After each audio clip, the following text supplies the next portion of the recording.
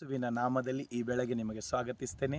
ಇವತ್ತಿನ ವಾಕ್ಯ ಜ್ಞಾನೋಕ್ತಿ 13ನೇ ಅಧ್ಯಾಯ 4ನೇ ವಾಕ್ಯದಲ್ಲಿ ಹೀಗೆ ಬರೆಯಲ್ಪಟ್ಟಿದೆ: ಸೋಮಾರಿಯ ಆಶೆ ವ್ಯರ್ಥ, ಉದ್ಯೋಗ ಆತ್ಮಕ್ಕೆ ಪುಷ್ಟಿ ಅಂತ ಬರೆಯಲ್ಪಟ್ಟಿದೆ.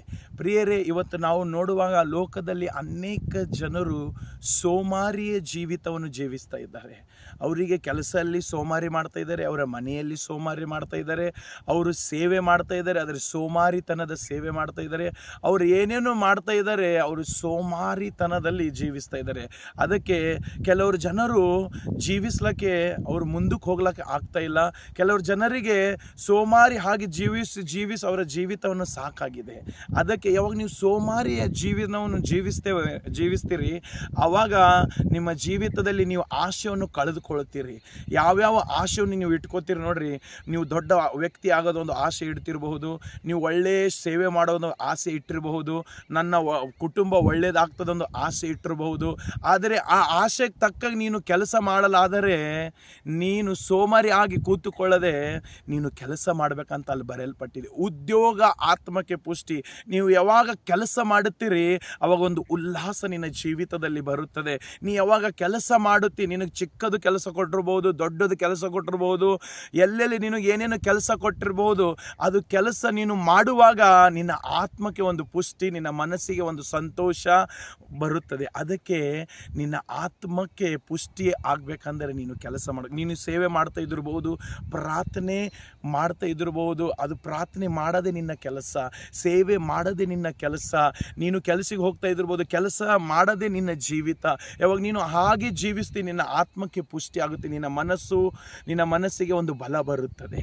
ಅದಕ್ಕೆ ಅಲ್ಲಿ ಯೇಸು ಹೇಳ್ತಾ ಇದ್ದಾನೆ, ಉದ್ಯೋಗ ಆತ್ಮಕ್ಕೆ ಪುಷ್ಟಿ ಮತ್ತು ಸೋಮಾರಿ ಆಶೆ ವ್ಯರ್ಥ ಅಂತ ಬರೆಯಲ್ಪಟ್ಟಿದೆ. ನೀವು ಯಾವಾಗ ಸೋಮಾರಿ ಮಾಡ್ತಿ, ಯಾವ್ಯಾವ ಕೆಲಸಕ್ಕೆ ನೀನು ಸೋಮಾರಿ ಮಾಡ್ತಿ, ಅವಾಗ ನೀನು ಆಶೆಯನ್ನು ಕಳೆದುಕೊಳ್ಳುತ್ತಿ.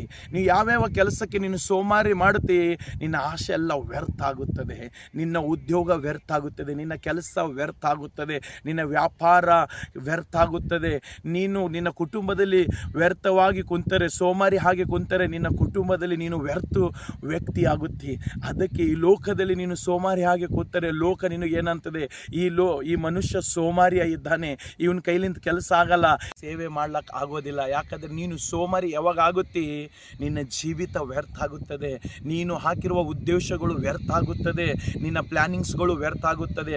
ಅದಕ್ಕೆ ನೀನು ಏನೇನು ಉದ್ದೇಶ ಹಾಕಿಕೊಂಡಿದ್ದಿ, ಈ ವರ್ಷ ನಾನು ಇದು ಮಾಡಬೇಕು, ಈ ವರ್ಷ ನಾನು ಹೀಗೆ ಮಾಡಬೇಕು, ಈ ವರ್ಷ ಹಾಗೆ ಮಾಡಬೇಕು ಅಂತ ನೀನು ಒಂದು ಉದ್ದೇಶ ಮಾಡಿಕೊಂಡು ನೀನು ಸೋಮಾರಿ ಹಾಗೆ ಇದ್ದರೆ ನಿನ್ನ ಜೀವಿತ ಮುಂದಕ್ಕೆ ಹೋಗೋದಿಲ್ಲ, ನಿನ್ನ ಕುಟುಂಬದಲ್ಲಿ ನೀನು ಮುಂದಕ್ಕೆ ಹೋಗೋದಿಲ್ಲ, ಈ ಲೋಕದಲ್ಲಿ ನೀನು ಮುಂದಕ್ಕೆ ಹೋಗ್ಲಕ್ಕೆ ಆಗೋದಿಲ್ಲ, ಸೇವೆ ವಿಷಯದಲ್ಲಿ ನೀನು ಮುಂದಕ್ಕೆ ಹೋಗ್ಲಕ್ಕೆ ಆಗೋದಿಲ್ಲ. ಅದಕ್ಕೆ ನೀನು ಏನೇನು ಈ ವರ್ಷ ಉದ್ದೇಶವನ್ನು ಹಾಕಿದೆ, ಅದಕ್ಕೆ ನೀನು ಸೋಮಾರಿ ಮಾಡಬೇಡ.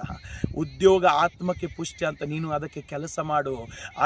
ನೀನು ಏನೇನು ಉದ್ದೇಶ ಹಾಕಿದೆ ಅದಕ್ಕಾಗಿ ನೀನು ಕೆಲಸ ಮಾಡು. ಯಾವಾಗ ನೀನು ಕೆಲಸ ಮಾಡುತ್ತಿ, ನೀನು ಒಂದು ಸಂತೋಷ ಅಲ್ಲಿ ಕೆಲಸದಲ್ಲಿ ಬರುತ್ತದೆ. ಯಾವಾಗ ನೀನು ಆ ಉದ್ದೇಶಕ್ಕಾಗಿ ನೀನು ಕೆಲಸ ಮಾಡುತ್ತಿ, ಆ ಕೆಲಸಕ್ಕೆ ಒಂದು ಜೀವ ಬರುತ್ತದೆ, ಆ ವ್ಯಾಪಾರಕ್ಕೆ ಒಂದು ಜೀವ ಬರುತ್ತದೆ, ನಿನ್ನ ಮನೆಯಲ್ಲಿ ಒಂದು ಜೀವ ಬರುತ್ತದೆ, ಈ ಲೋಕದಲ್ಲಿ ನೀನು ಜಯಶಾಲಿ ಆಗುತ್ತಿ. ಅದಕ್ಕೆ ನೀನು ವ್ಯರ್ಥವಾಗಿ ಕೂಡಬೇಡ, ಸೋಮಾರಿ ಹಾಗೆ ಕೂಡಬೇಡ, ಮನೆಯಲ್ಲಿ ಕೂಡಬೇಡ. ಏನು ಕೆಲಸ ಮಾಡು, ಏನಾದರೂ ಏನು ಮಾಡಿದರೆ ನೀನು ಮುಂದಕ್ಕೆ ಹೋಗ್ತಿ. ಈ ಜೀವನವನ್ನು ಜೀವಿಸಲಿಕ್ಕೆ ನಿನಗೆ ಒಂದು ಮನಸ್ಸು ಬರುತ್ತದೆ. ಮತ್ತು ಯೇಸು ಈ ವಾಕ್ಯ ನಿನಗೆ ಹೇಳ್ತಾ ಇದ್ದಾನೆ, ನೀನು ಯಾರಾದರೂ ಇರ್ಬೋದು, ಎಲ್ಲಾದರೂ ಇರ್ಬೋದು, ಯಾವ ಸ್ಥಳದಲ್ಲಿ ಇದ್ದಿರ್ಬೋದು ಗೊತ್ತಿಲ್ಲ, ಸೋಮಾರಿ ಆಶೆ ವ್ಯರ್ಥ ಅಂತ. ನೀನು ದೊಡ್ಡ ಆಶೆಯನ್ನು ಇಟ್ಟುಕೊಂಡು ಸೋಮಾರಿ ಹಾಗೆ ಜೀವಿಸಿದರೆ ಆ ಆಶೆ ಪೂರ್ತಿ ಆಗೋದಿಲ್ಲ. ಅದಕ್ಕೆ ನೀನು ಸೋಮಾರಿ ಹಾಗೆ ಮಾಡಬೇಡ, ಉದ್ಯೋಗ ಮಾಡು. ಯಾವಾಗ ಉದ್ಯೋಗ ಮಾಡ್ತಿ, ನಿನ್ನ ಆತ್ಮ ಪುಷ್ಟಿ ಆಗುತ್ತದೆ, ನಿನ್ನ ಕುಟುಂಬ ಪುಷ್ಟಿ ಆಗುತ್ತದೆ, ನಿನ್ನ ಸೇವೆ ಕೆಲಸ ಕಾರ್ಯ ಮತ್ತು ಈ ಲೋಕದಲ್ಲಿ ನೀನು ಎಲ್ಲೆಲ್ಲಿ ಜೀವಿಸ್ತಿ ಎಲ್ಲವೂ ಪುಷ್ಟಿ ಆಗುತ್ತದೆ. ಅದಕ್ಕೆ ಈ ವಾಕ್ಯ ನಿನ್ನನ್ನು ನಿನ್ನ ಕುಟುಂಬವನ್ನು ಆಶೀರ್ವಾದ ಮಾಡಲಿ. ಆಮೀನ್.